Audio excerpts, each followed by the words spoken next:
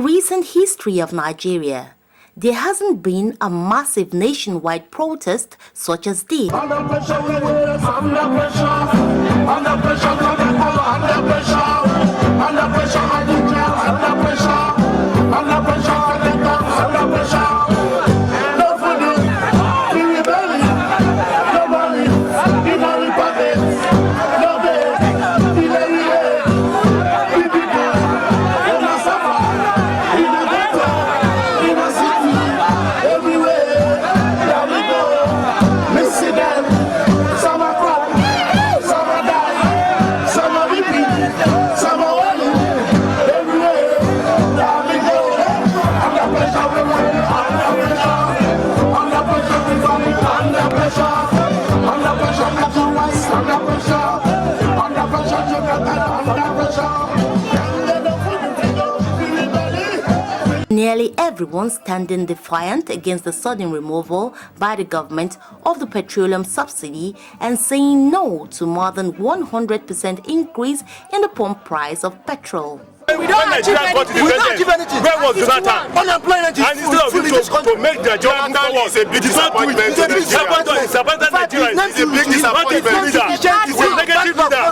We put him there because we trusted him. We felt he was going to take us to the promised land. At the city center, labor union leaders, civil society groups, including the popular Save Nigeria group, headed by former vice presidential aspirant Pastor Tunde Bakre, top musicians and comedians, addressed the crowd, all saying no to the sacking of the petroleum subsidy and corrupt practices in government. 4 questions.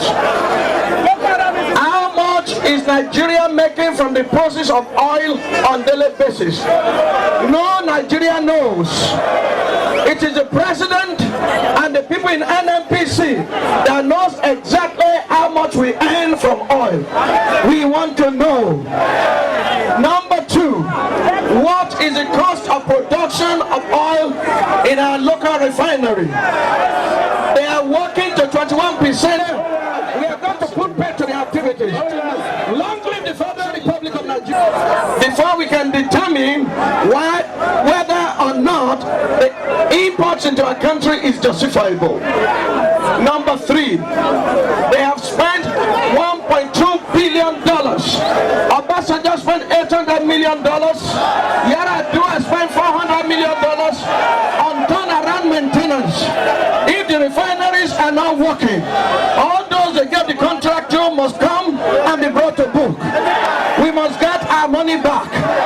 They must now sit down and now attack the governors that have ruled Nigeria for 12 years. All the monies they have stolen from the treasury of Nigerian public must be returned back. Mr. President, if you are thinking right, you will talk right. Nigeria is the only oil-producing country that does not run its refineries efficiently. Any president that is for removal of subsidy, get him out. Enough is enough. We must stand out. Even tomorrow we will be here. Even children came to the rally, demanding a better deal from government.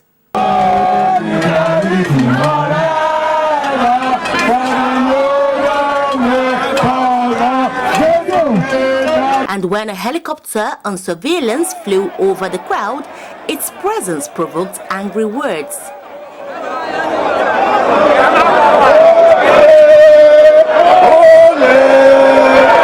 It was a good time for Nigerians to remember the late Afrobeat maestro Fela Anikulapo Kuti, whose songs seem to be the reality of today's Nigeria. Follow, make you open eye.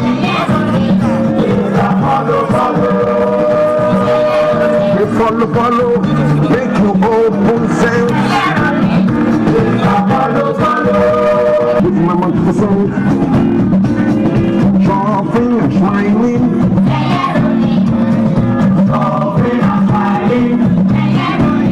Every day my people they inside bus.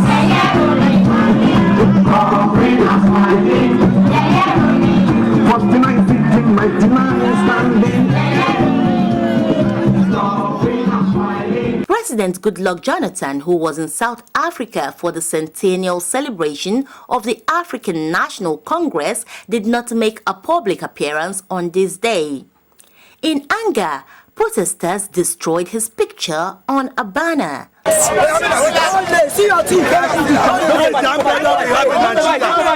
is our problem in Nigeria. This is our problem. This is our problem we have in Nigeria.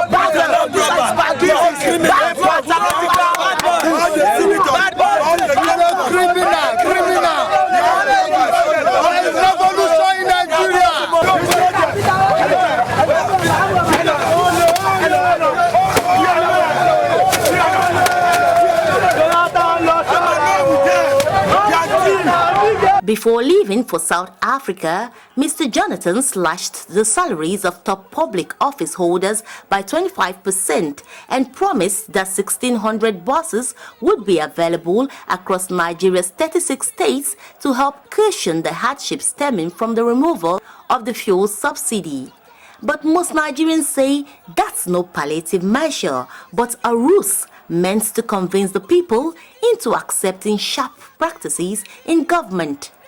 They should stop all these allowances they are just cooking up to feed themselves. I want to say that every Nigerian is subsidizing himself or herself. Every Nigerian will build houses by themselves. They will put boreholes, sink borehole by themselves. Is there a subsidy? At the same time, they don't have electricity.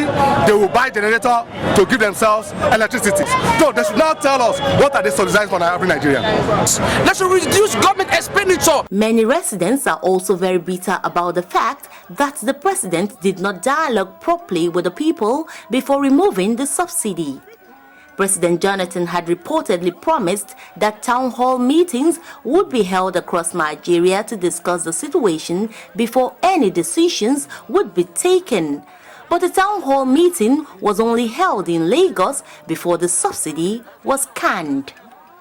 Other citizens say the president was insensitive by taking such a decision in the height of the Boko Haram crisis, at a time when many Christians are being killed in the north and many families mourning.